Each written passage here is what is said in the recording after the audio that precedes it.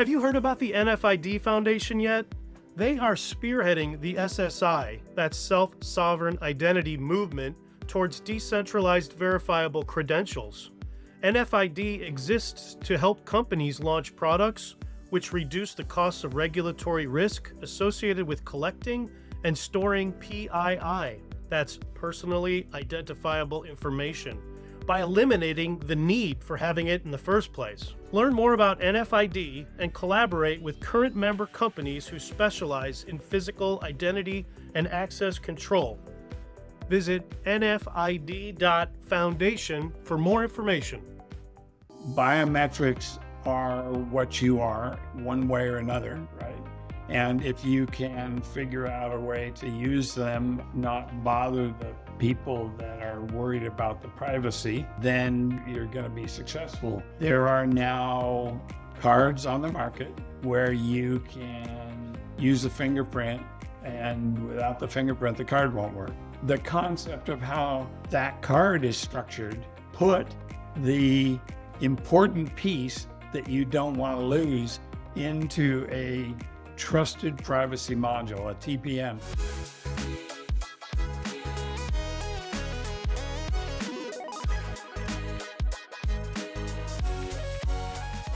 Good morning, good afternoon, and good evening. Welcome to the Aid to Entry podcast, and thanks for tuning in however or wherever you found us. At Aid to Entry, we speak with executives, tech geeks, influencers, and changemakers who are embracing new identity technologies in the digital transformation of physical and online access. Now, what does that mean? Stay tuned, listen closely, and you'll find out. Because what we're talking about affects every part of society. In Season 1, we'll mostly focus on physical security. We will talk with leading security experts in the industry who are beginning to see what I refer to as the art of the possible, which is using new identity technology solutions for creating a more touchless, mobile, frictionless experience for their end user customers. In this case, we're talking about physical and online access permissions at work and at play. Everything from boarding an airplane, getting approved for a home loan, going to a stadium to see your favorite sports team or concert, paying your taxes online, to logging onto your computer at work or just having a work door open because you have access permission using Aid to Entry technology. I call it moving from a Flintstones to Jetsons world, and it's happening before our eyes if you look for it. Critical to the conversation, though, we also need to be able to look at the legal, privacy, compliance, and trust issues we must take into consideration as we continue down this path. We need to educate the public about what businesses are doing with our PII, personally identifiable information, our data. I'm your host and tour guide, Doug O'Gordon, Chief Identity Hunter at Get to the Point Media. Now let's get to the point. Okay, so this is it. Season 1, Episode 4, and today we're going to be talking with Ed Chandler. Ed is the founder of Security by Design. It is an independent security consulting firm that provides management and physical designs to multi-site and multinational clients. I love the name, by the way. It's very timely. So now, I don't know Ed personally that well, but I've been told by a bunch of other security consultants that I've interviewed already that Ed is the grandfather of security consulting. To put it in perspective, I was 5 when Ed started Security by Design, which again, I believe is probably the most timely name for a company right now. Security and privacy by design are sort of the kind of the interesting topics that we'll be addressing. He's the energy in the room at all times. His peers respect him. They look at him for guidance. Ed is seen as he is the art of the possible, I'll call it. And bottom line is Ed is sort of the tip of the spear when it comes to a lot of conversations. Ed, welcome to the podcast. Thank you. So we'll get right down to it. We'll get to the point. Let's start out real quick with give me your 30-second elevator pitch on what you do in your own words so I don't screw it up. We like to act as a partner to our clients, as sort of an appendage to whatever resources they have, and help them be consistent and efficient and take advantage of opportunities that the market offers and make it as consistent as possible over sites and countries and that sort of approach. So it's good for them because they can have a system that they can troubleshoot worldwide if it's done consistently. And so a small group of people could be very efficient by comparison to something where many projects happened over time at a whole bunch of different sites, and they all are different and wired differently, function differently, that sort of thing. So we're a partner.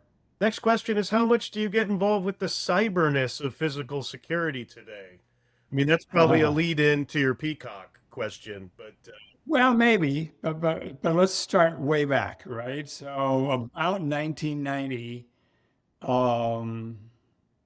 I wrote an article for Security Management that said access control over the WAN. And I got all these calls from people that said, no way, it's never going to happen. You know, we can't do that. It's too crazy. You know, we don't have the technology, we don't do it. And I said, well, I'm doing it. And at that point, about 1990, I had somebody, one of my consultants was in Tel Aviv and another one was in Singapore. And I was in England, and I had some other people in the US, and we were running a system out of California that was in all those sites, and we were getting it tuned up and turned on. And obviously it was over the WAN.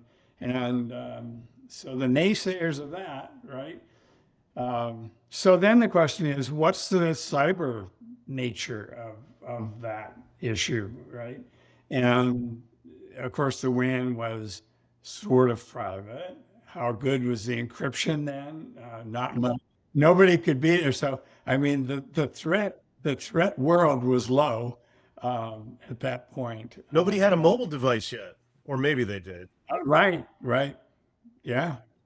Nobody had that. So anyway, the cyber has been a huge piece of all of this. So it's like when OSDP first came out, it had the promise of getting an encrypted communication between the reader and the panel, but we didn't get that promise fulfilled for many years. It's there now, and it depends on how the panels are implemented, whether it's wide across, if you have the same session key for all the readers on a panel versus each reader on a panel, and that sort of thing. So the idea of what Cisco might call port security, right? Where you're really looking at MAC addresses effectively, but you can, if that communication goes down for a period of time, what do you do? And you have the choice, right? You can just automatically bring it back up because the resiliency is really important to you, but the security is less important. Or you can alert, or you can shut it down and say, we're not going to use that port or that device, that IP device, until we turn it back on manually with somebody there knowing that it's not somebody else's laptop mimicking that MAC address, right? So there's all sorts of things that we as security have been super slow to pick up, understand, and take advantage of. And so we, as a company, push the cyber nature of all of the installations a lot. On a scale of 1 to 10, 1's being a train wreck and 10 is tranquility. Can we trust what's going on with all of this interconnectedness, interconnected technology? Let me throw a few softballs out to you to start the discussion. How about facial analysis, especially in law enforcement? I'll throw that one at you. There is the use of a face, an image of a face, to try to do something with it. And you can do one of two things, and you've written both those words. One's authentication and one's recognition. Those are very different concepts and have to be put in appropriate place. And the people that are most worried about the privacy issues. If facial recognition is out there, they're worried about that. If they understand the difference between recognition and authentication, then it may be that they'll be a lot less worried about authentication. And it depends on how it's applied and what you're doing with it. Yeah, if face is so out there in front of your face, right? Fingerprints are sort of like nobody gets in trouble for a palm print, right?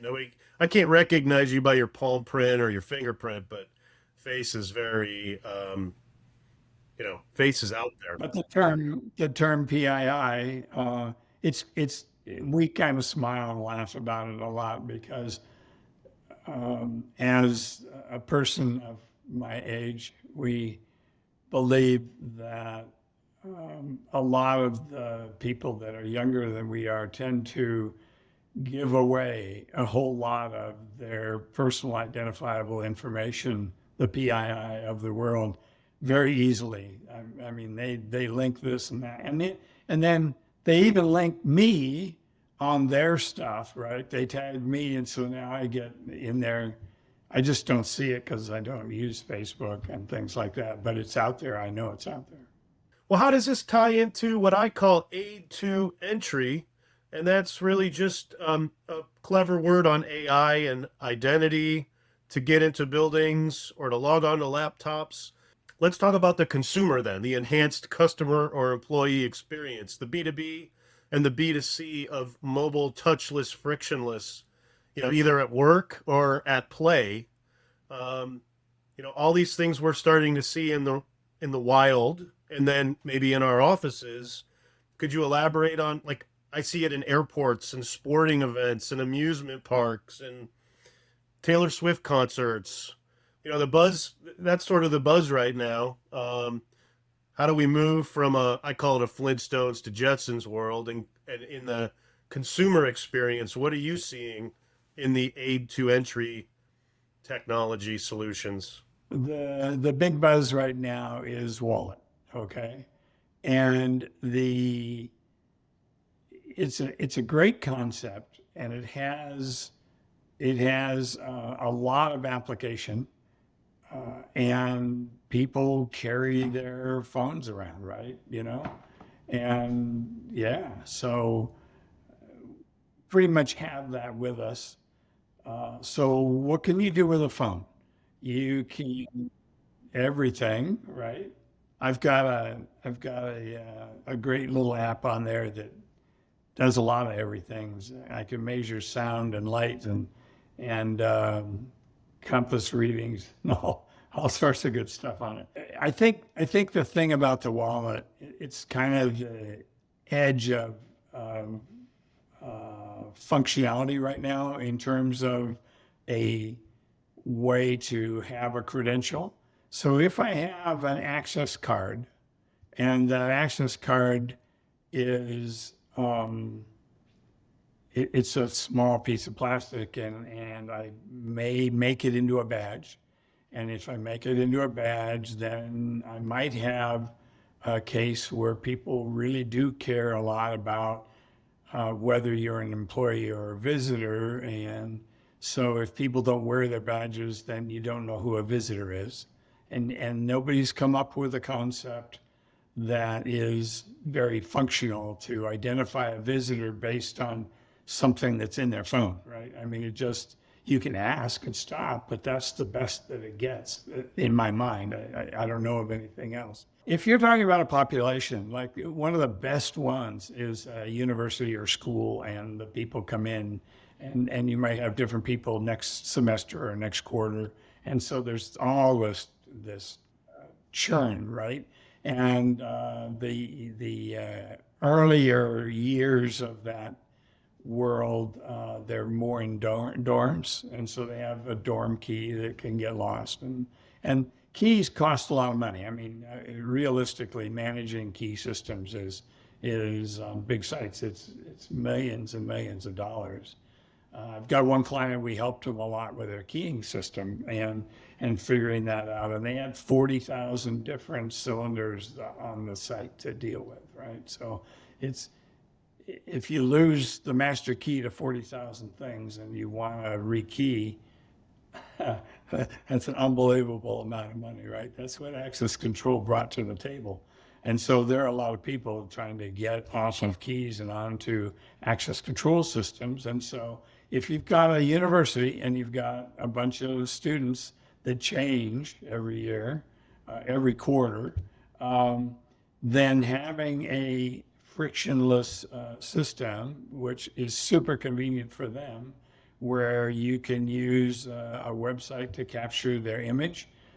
You can package everything and put it on the phone if you need the image. If you don't need the image, that's different. And you can get it on their phone automatically, and you can take it away from their phone automatically, right?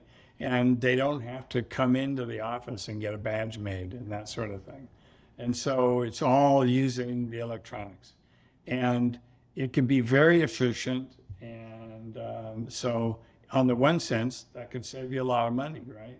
And there's a charge per year to do that. But when things churn this fast, maybe that's a great thing.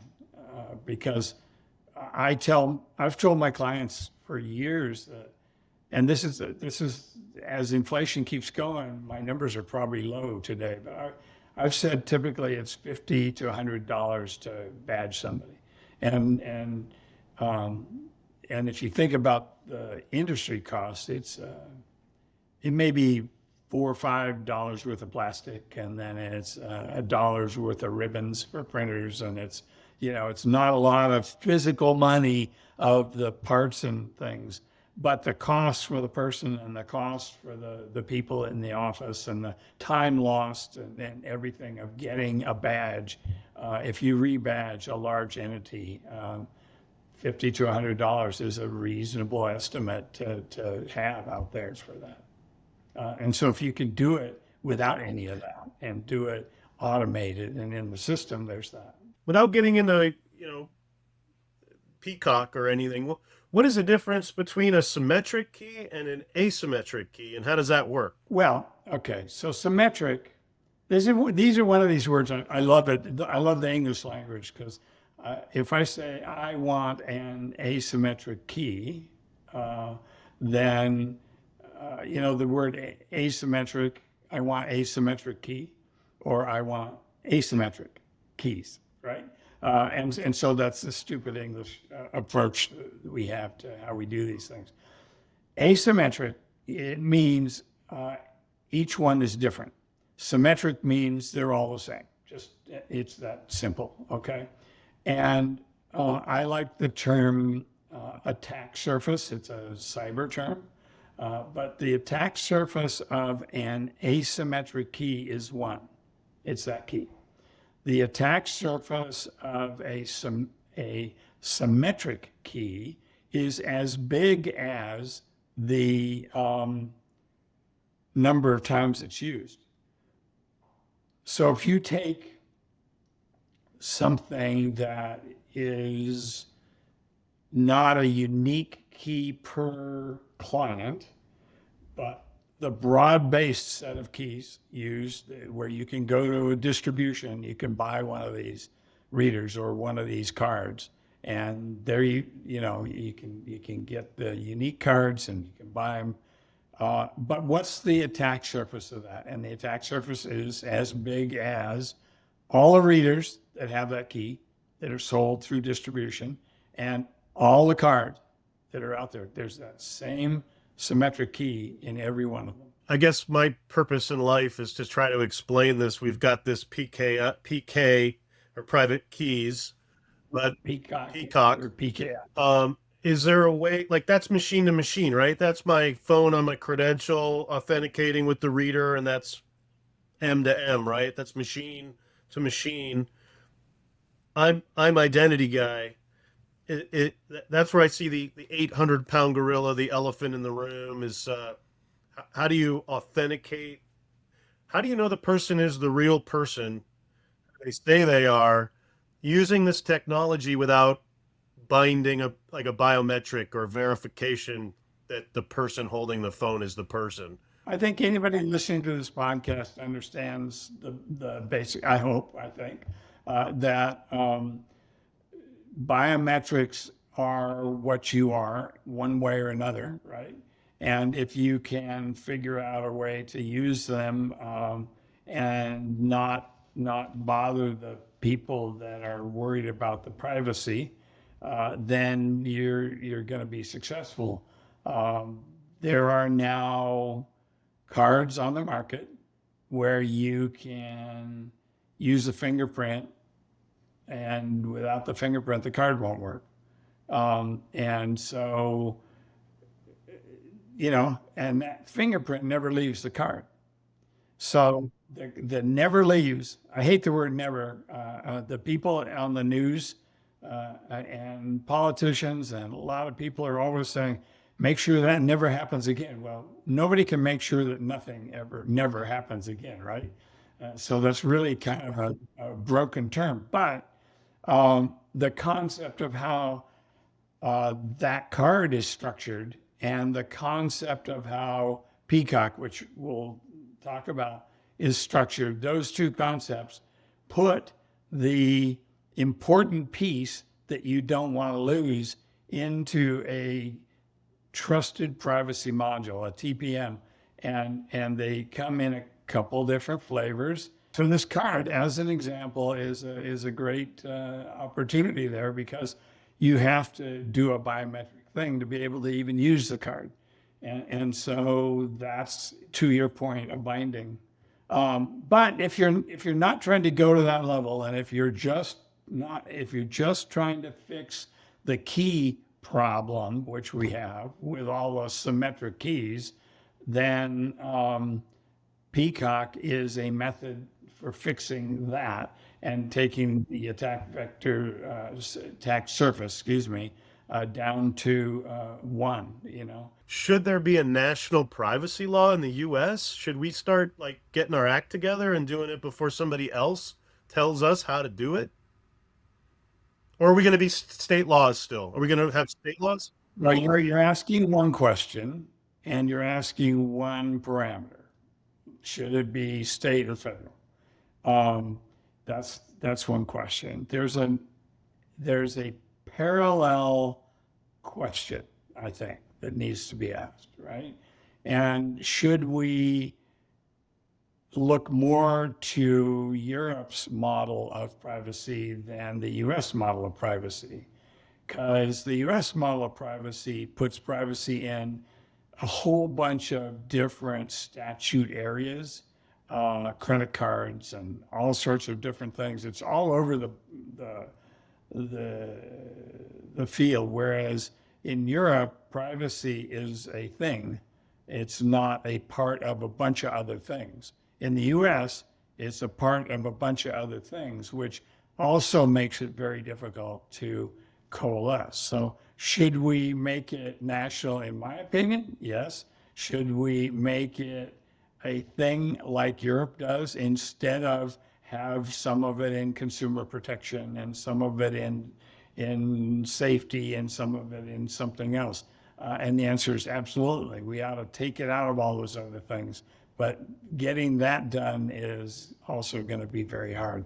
But making it consistent, when you have to, if you have to put it in all these different pockets, that's never going to be consistent. And so it's going to be expensive, and it makes doing business more expensive. We ought to be doing things that make doing business and getting the job done, whatever the job is, easier. And the only way to do that is to bring it up and make it viable in an entity that's a single entity that isn't changing by state and isn't changing by the place where it's placed in the statute. So we came to the fun part of this, or people have been telling me this is the fun part. The speed round of questions. I'll ask you a series of questions, just looking for a real quick answer so we could get fast through these. But speed round, first question is, in your world today, what's the elephant in the room? In access control, we'll say. Well, I mean, for me, it's the fact that we've got what I call a mess out there in the way credentials are constructed or architected. And so to me, Peacock solves that because it becomes free and universal.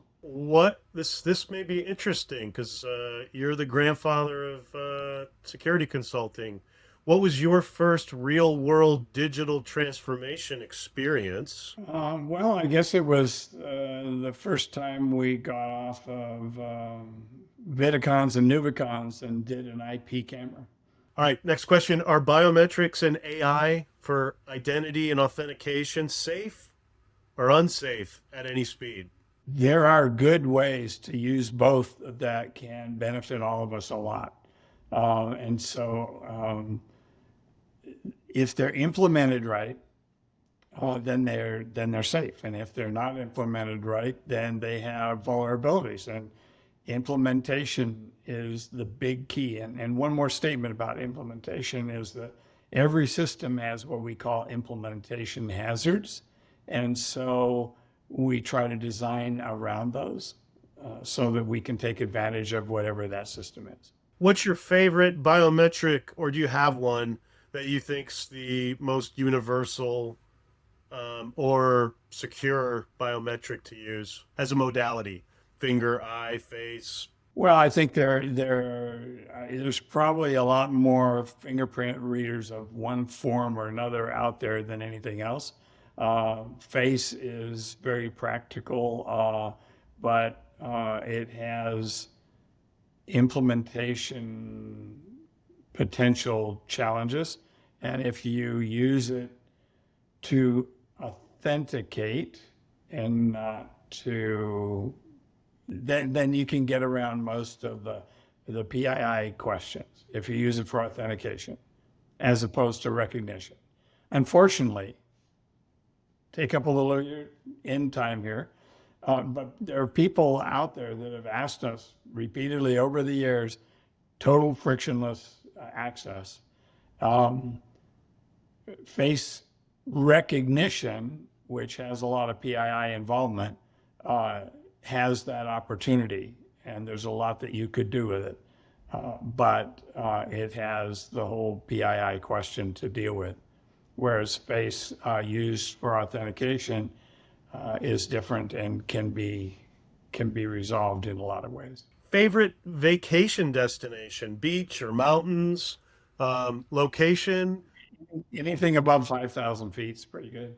And then would you use new identity, authentication technology, aid to entry technology to travel during your vacation?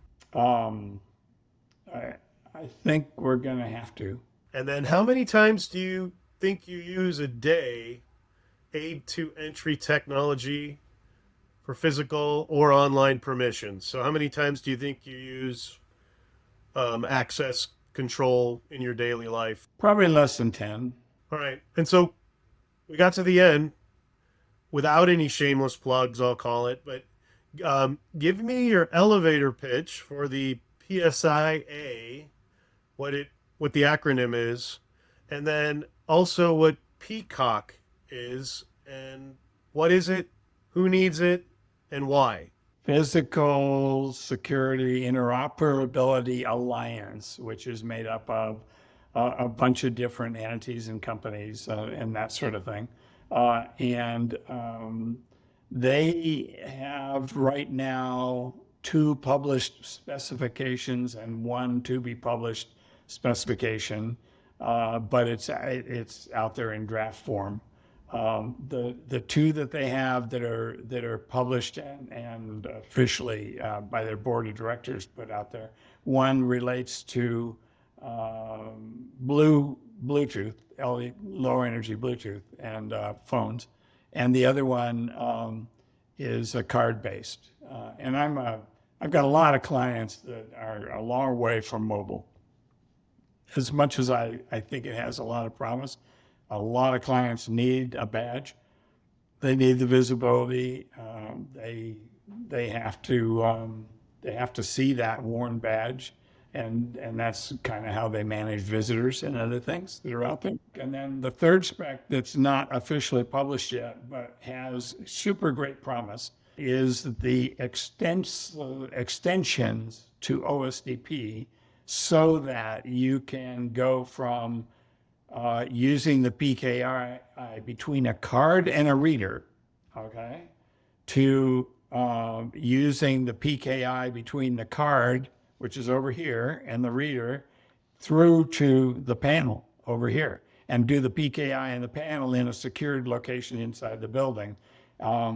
And if you look into, they call it ANSI, only it's not the US version of ANSI. It's the one that came out in France and is widely adapted in Europe. ANSSI has two S's, so you can look that up. One premise of that is that you shouldn't have, at the card reader, you shouldn't have any of your security methodology at the card reader. So the card, talking to the card reader, can just do the RF to bits and bytes and send it on over this OSDP signal to the panel, and the security in the PKI is adjudicated in the panel to the card, and the reader is out of the security loop. It's just translating RF to electrons. And then Peacock, well, Peacock is a very simple concept where you make a pair of keys. The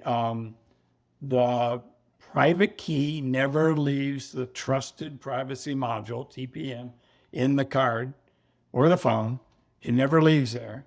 And the public key, which is designed to be published under PKI concepts, right? And you put it out there. So the system, whether it's the reader or the panel, sends a unique number, or has a unique number, sends that unique number to the card. The card signs that, which is a terminology out of PGP and PKI, so you'd have to read that technology, but it signs it, which effectively is encrypting it. But the term signing means that you're signing it yourself and sending something out, okay? And then it also sends the public key. The reader or the panel then takes the public key that it sent, that it received, and it takes the signed message of the code that the system sent it, and it decodes it. And if the public key decodes that message back to the original message, we know it hasn't been broken.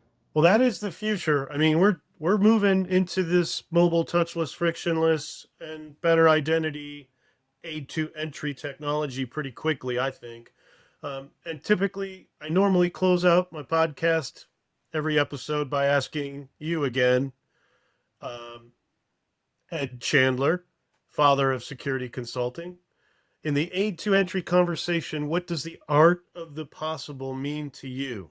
It means that we won't be wasting all the money that we're wasting on, if we use Peacock, we won't be wasting all the money we're using on facility codes and keeping track of what card numbers have been issued and all that, and the whole hassle of multiple systems being out there, especially with multi-tenant buildings and large corporations, which is a major problem.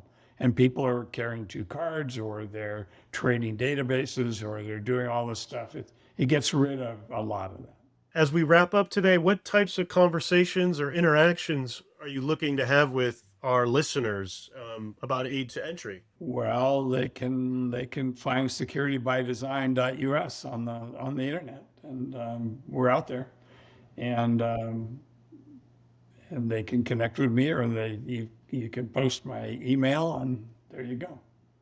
Awesome. And we'll make a stack of links to all these valuable conversations we had in the chat. That sounds And what we just riffed on, I'll call it. So in the chat, we'll put yeah. some valuable resources for downloading. And then Ed, that was a great conversation. We learned a lot today, and really appreciate your time on season 1, episode 4 of the Aid to Entry podcast. I look forward to talking to you more about the art of the possible, and maybe even BIPA a little bit more offline. Again, thank you for your time, and see you soon. Okay, you got it. Cheers.